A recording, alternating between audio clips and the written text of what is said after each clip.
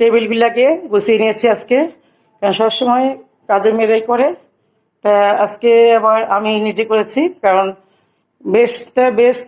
বেশ খানিকটা নোংরা হয়েছিল, কারণ ওদের পরিষ্কার ঠিকমতো হয় না। আমি সপ্তাহে একদিন আমি নিজে করি।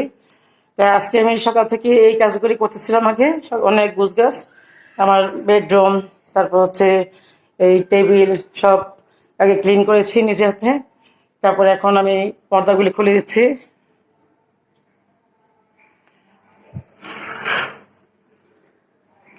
যেহেতু পর্দা সবসময় লাগিয়ে রাখার চেষ্টা করি, কারণ অনেক ধুলা আসে, দোতলা তো, ফার্স্ট ফ্লোরে প্রচুর ধুলা আসে, তাই পর্দাগুলি খুলে দিলাম। এখন আমি যাবো কিচেনে।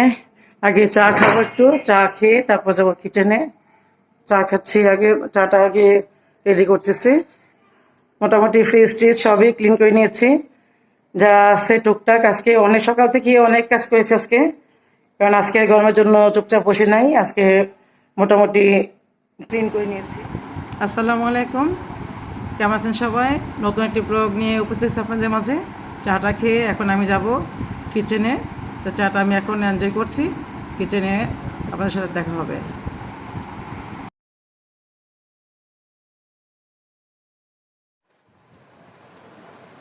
ডাল রান্না করবো।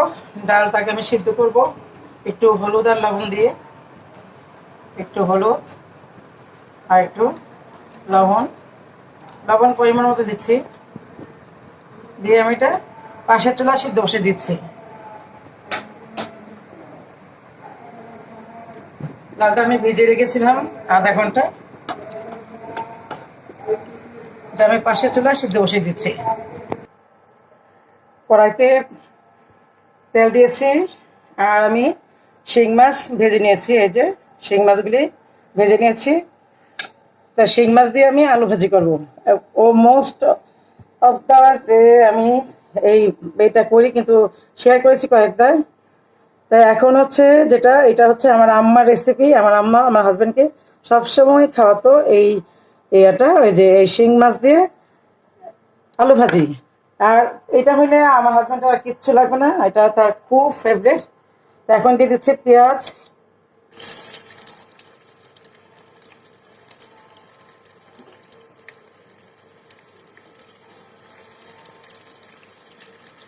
আলু কেটে নিয়েছি মোটা মোটা করে।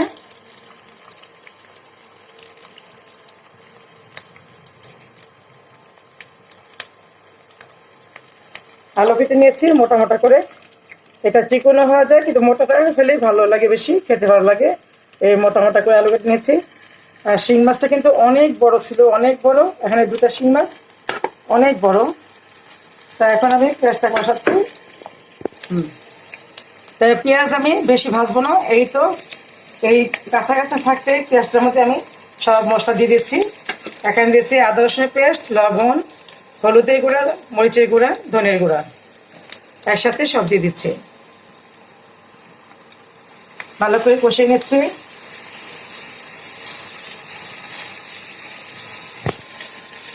একটু পানি দিয়ে দিচ্ছি কষানোর জন্য মশলাটাকে।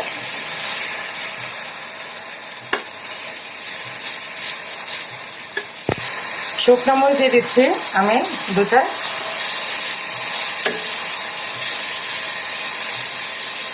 এখন দিয়ে দিচ্ছি আমি আলু।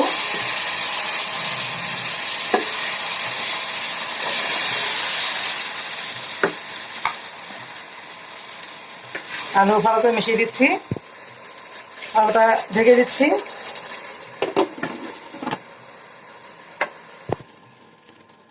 পাশের চুলা দিয়ে দিয়েছি ভাজি। এখন বসিয়ে দিচ্ছি আমি ঢেঁড়স। আমি ঢেঁড়সের তরকারি রান্না করবো, একটা নিরামিষ ভাজি করবো একটা। তেল দিয়ে দিচ্ছি, এই ভাজিতে করে তেল বেশি লাগে। আর দিচ্ছি, ও সরি, আমি আবার এখন এটাকে ভেজে নিব। আমি আগে ভেজে নিব, কারণ আমি আলুটা ভেজে নিয়েছি আগে। এই যে ঢেঁড়স আলুটা আগে একটু হলুদ দিয়ে ভেজে নিয়েছি, লবণ দিয়ে। তো এখন আমি ভাজবো ঢেঁড়সটা। ঢেঁড়স ভেজে নিচ্ছি।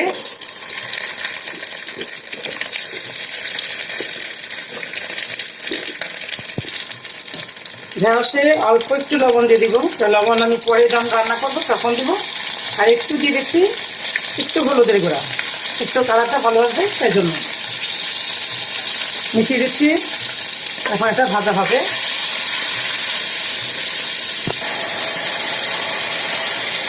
ভাজিতে আমি কোনো পানি দিইনি, কারণ আলু ভাজিটা কিন্তু পানি ঝরিয়ে রাখিনি, পানিটা ফেলে দিয়েই চুলায় আমি কড়াইতে দিয়ে দিয়েছি, যার জন্য ভিজে যাবে না। এখানে কোনো পানি ইউজ করবো না। এখানে অর্ধেক সিদ্ধ হয়ে গেলে মাছগুলো আমি দিয়ে দেবো, না সিদ্ধ হয় নাই আমি ভেজে দিচ্ছি।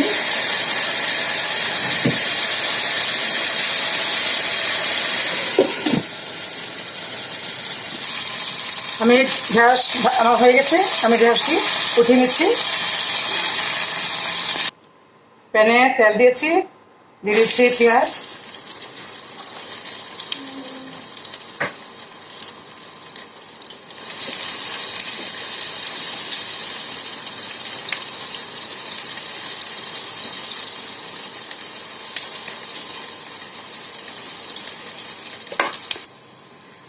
দিয়ে দিলাম একটা শুকনো মরিচ,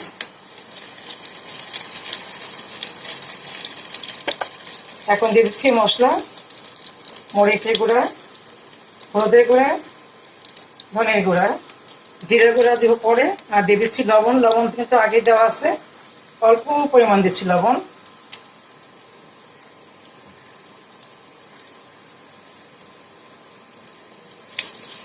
একটু পানি দিয়ে কষিয়ে নিচ্ছি।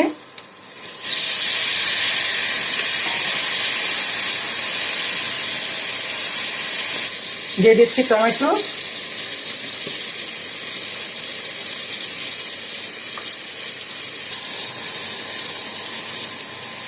টমেটোটা কষানো হবে একটু। এখন দিয়ে দিচ্ছি আলু, ভেজে রাখা আলু দিয়ে দিচ্ছি।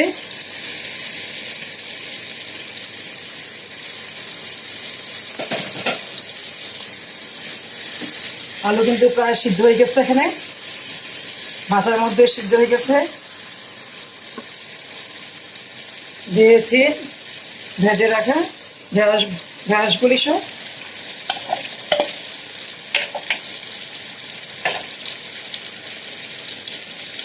দিয়ে দিচ্ছি অল্প কিছু ফালি করা কাঁচামরিচ, এবার মিশিয়ে দিচ্ছি।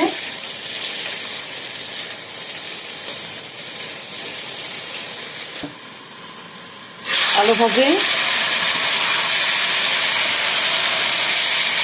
এখন দিয়ে দেবো মাছ,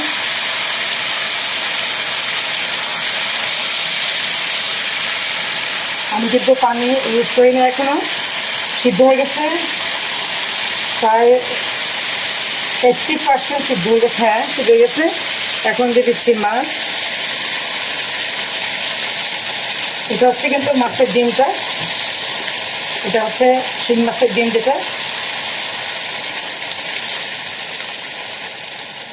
শিং মাছের ডিম, এটা অন্য কিছু ভাববেন না কেউ। দিয়ে দিচ্ছি জিরার গুঁড়া,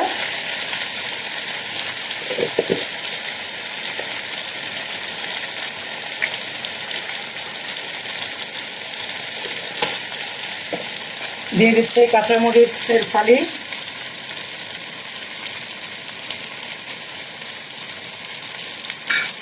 এটাতে টমেটো দিলে খুব ভালো লাগে, কিন্তু আমার হাজব্যান্ড টমেটোর কোনো তরকারি পছন্দ করে না।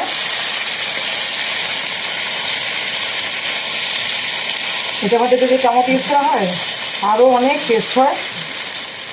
তো টমেটোর তরকারি কি টমেটোর টক যেটা, সেটা আমার হাজব্যান্ড খুব পছন্দ করে। টমেটোর টক প্রতিদিন দিলে প্রতিদিনই খাবে, খুবই লাইক করে সেটা। এটা এখন আমি ঢেকে দিচ্ছি, কারণ এটা আর কিছু করতে হবে না। হ্যাঁ, সিদ্ধ হয়ে গেছে পুরো, এটা আর কিছু করতে হবে না। এখন আস্তে আস্তে এটা ভাপে ভাজা করবো। ঢেকে দিচ্ছি, ঢেকে জালটা একদম কমে দিচ্ছি, একদম লো করে দেবো।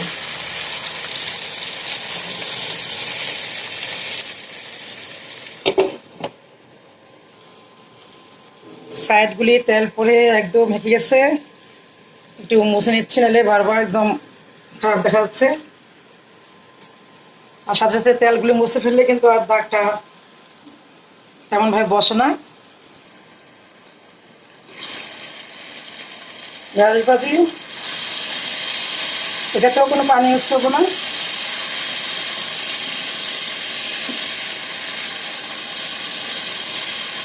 আলু সিদ্ধ হয়ে গেছে, ঢেঁড়স সিদ্ধ হয়ে গেছে, এখন একটু ভাজা ভাজা করবো।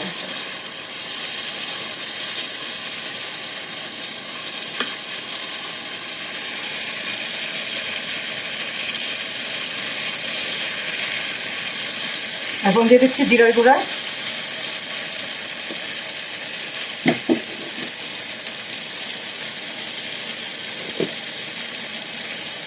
জিরার গুঁড়া দিয়ে দিচ্ছি,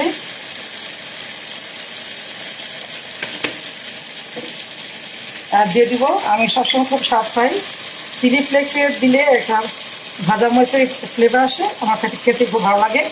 এই জন্য এটা আমি অনেক তরকারিতে ভাজিতে আমি এটা ইউজ করি, ভাজি টাজিতে আমি ইউজ করি। এটা এখন এটাও আমি একটু ভাপে রেখে দেবো। ভাপে রেখে দিলে সিদ্ধও হবে, প্লাস সিদ্ধ হয়ে গেলে কিন্তু আর একটু ভাজা ভাজা করে দেবো। ঢেকে দিচ্ছি, কারণ এটা আর একটু সিদ্ধ হবে।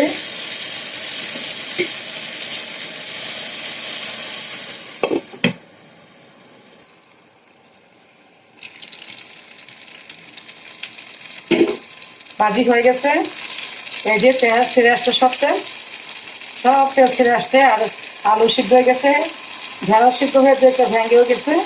এখন আর এটা আমি আর ভাজবো না, নামিয়ে নিচ্ছি, কারণ ঢেঁড়সটা ভেঙে গেলে একদম মাখো মাখো ইয়ে হয়ে যাবে, একদম ঘাটা ঘাটা হয়ে যাবে। সেজন্য এটাকে আমি আর ভাজবো না।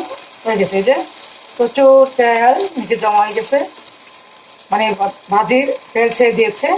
এখন এটা আমি নামিয়ে নিচ্ছি, সব মশলা তো আগে দেওয়া শেষ, এখন নামিয়ে নিচ্ছি। এদিকে আমার আলু ভাজি রেডি হয়ে গেছে।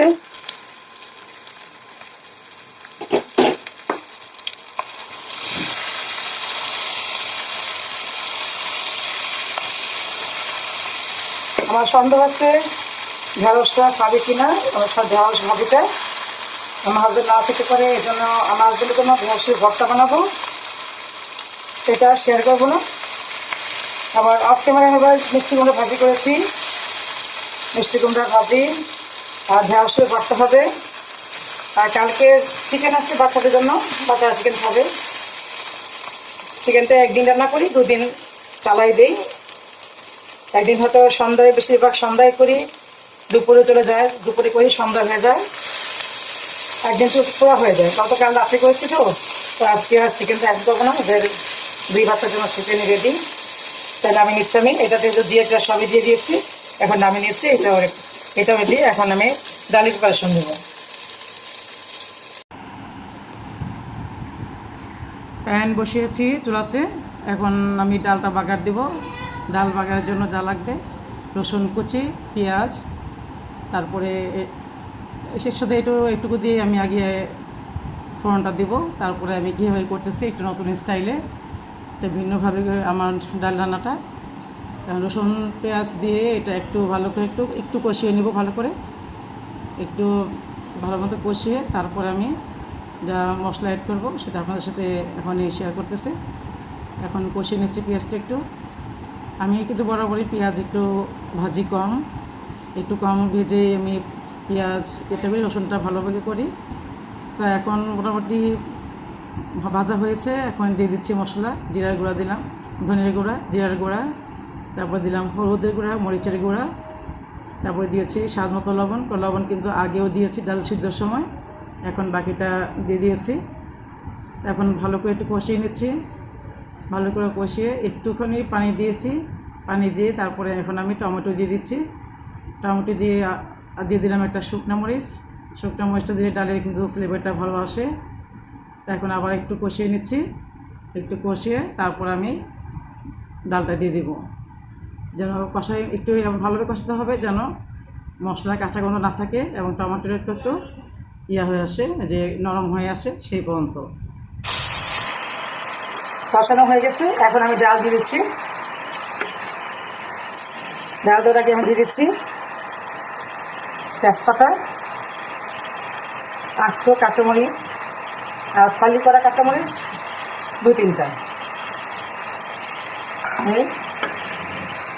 আর দিয়ে দিব জিরার গুঁড়া, ধনে পাতা। এটা ডাল দেওয়ার পর ডালটা আমার এই যে ডালটা আমি সিদ্ধ করে নিয়েছি, এই ডালটা আমি দিয়ে দিচ্ছি এখন।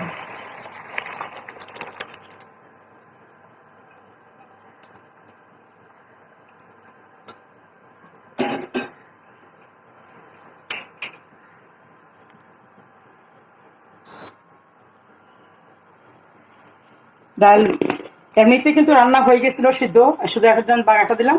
এখন দিয়ে দিচ্ছি জিরার গুঁড়া, দিয়ে দিচ্ছি আর দিয়ে দিচ্ছি ধনে পাতা ফ্রোজেন। এটা কিন্তু আমার টাটকা পাতা নাই, লকডাউন চলতেছে এখন, আশপাশে সব কিন্তু খুব কষ্টে আছে। রিক্সাওয়ালা যারা আছে ওদের কিন্তু পেটে ভাত নাই। আমরা কিন্তু এদিকটা জমিদারি করে খাওয়া দাওয়া দেখালে কিন্তু আসলে অনেক খারাপ দেখা যাবে।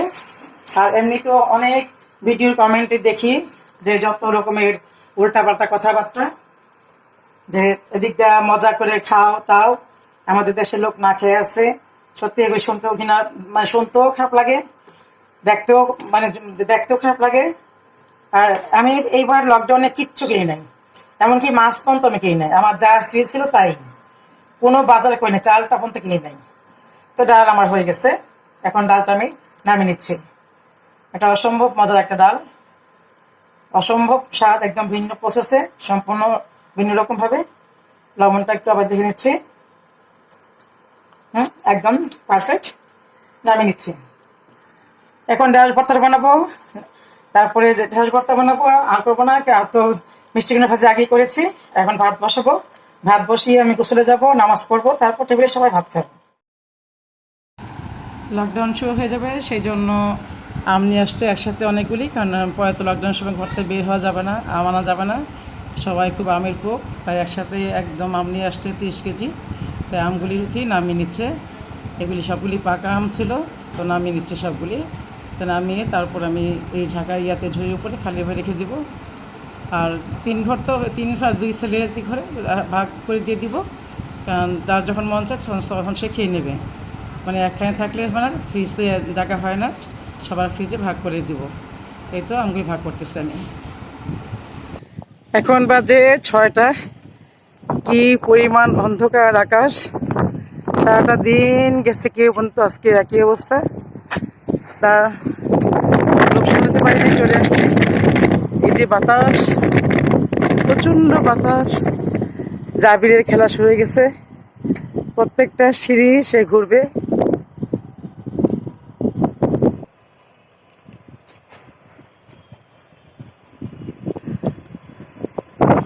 কঙ্কর না, এটা কঙ্কর না? হ্যাঁ মা, কঙ্কর না, কঙ্কর। এখন সন্ধ্যা 6টা বাজে মাত্র।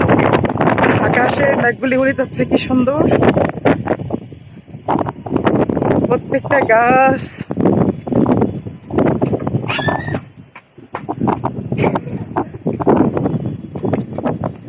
তোমার ওড়না আর ইয়া কিন্তু একই রকম লাগতেছে, হ্যাঁ একদম। সবুজের মধ্যে দেখো হলুদ ফুলগুলি কি ভালো লাগতেছে, পুরা সবুজ, আকাশ মেঘলা। ছিল অনেক ছিল, এখন ওরা সব গেছে সব। যে হলুদ হলুদ ফুল কি ভালো লাগতেছে, তাই না? লাল ফুলগুলি আসতেছে এখন।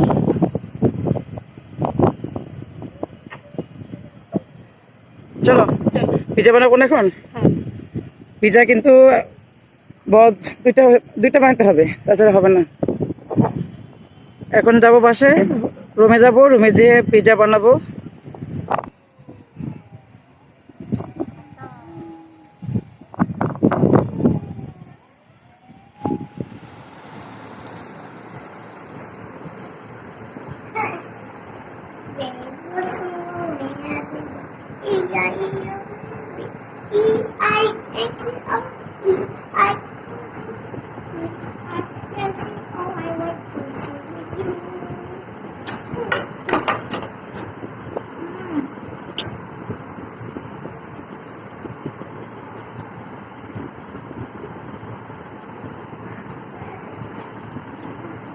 ইয়ে দিবে না, একদম দিবে না, আমার ইয়ে নষ্ট হবে যায়, দিবে না এখন।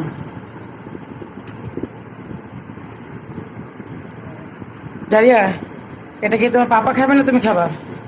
আমার পাপা খাবে, আমি খাবো। দুজনেই খাবা? হ্যাঁ। আচ্ছা, এই তো হয়ে গেছে আমার পিজা বানানো। আমি আরেকটা বানাবো, দুইটা বানাবো, একটা আমাদের হয় না, আমরা অনেকজন মেম্বার তো, একটা হয় না, দুইটা বানাবো। অনেকবার অনেকবার প্রায় 15-20 বার আমি শেয়ার করেছি। তা বসে আছি, তা ইয়া করলো যে রুথি বললো দেন আমি একটু ইয়া করি, ভিডিও করি।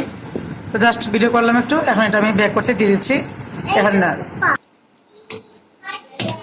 দিয়ে দিচ্ছি ওভেনে।